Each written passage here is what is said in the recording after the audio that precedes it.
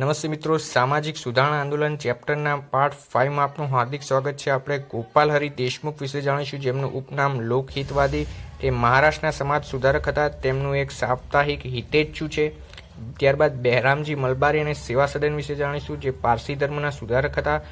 1908માં સેવા સદન શરૂ કર્યું। તેમનું કાર્ય તિરસ્કાર પામેલી સ્ત્રીઓને મદદ કરવી, બાળ લગ્નના વિરોધી હતા।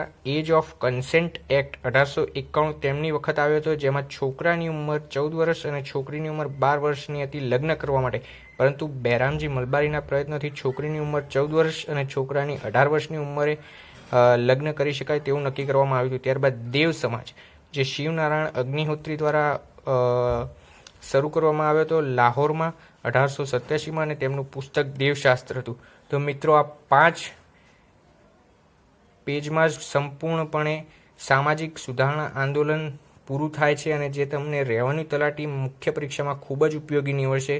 તો આગળ પણ આવા વિડીયો જોવા માટે અમારી ચેનલને સબસ્ક્રાઈબ કરો। હું છું તમારી સાથે જીપીએસસી યોદ્ધા। મળશું નવા વિડીયો સાથે।